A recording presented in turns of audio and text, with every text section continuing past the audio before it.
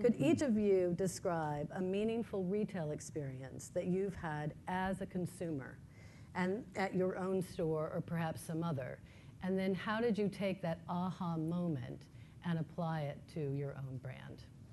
I think many of you, if you've been here in the city, you've seen something that we've done at Lululemon, which is yoga in the park at Bryant Park. And we do it 2 times a week, and we have between 200 and 400 people participate in that yoga.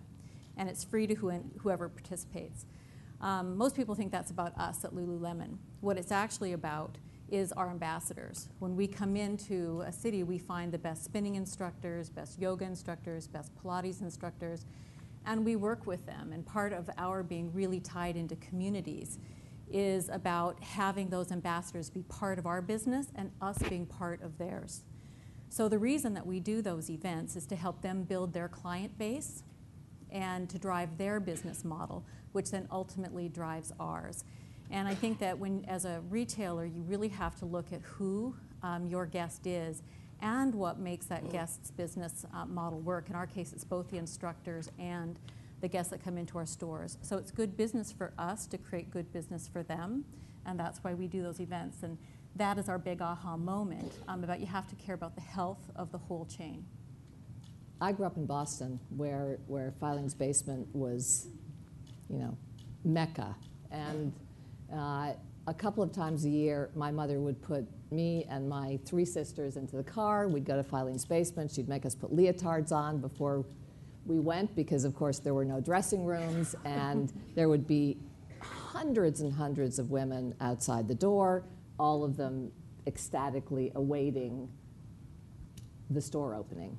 And when I first saw Gilt, and I did not found it, our 2 founders are here, Alexis and Alexandra, but it brought all that back to me. The idea of, the store opening, appointment shopping, and the idea that you didn't know what was going to be inside the store until the doors actually opened. So everything we do is new every day. They know what brands are being sold, but until they come into the sales, until we open our doors, they don't know what the items are. And it creates a kind of anticipation and excitement about shopping that I think was really sorely needed, and my aha moment.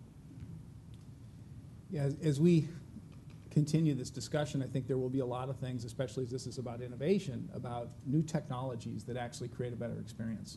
And so that when you ask the question, I think of things like the Apple Store that has brought the associate right to the customer, and actually the checkout now is virtual.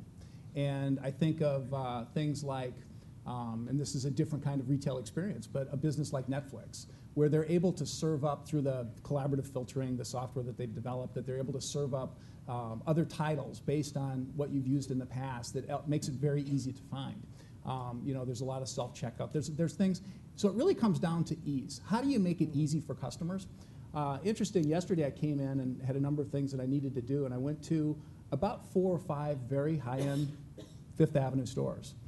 And it really comes down to the attitude of the associate and the attitude of the company, because I walked through a couple of departments yesterday where I really did need something, and no one even acknowledged me.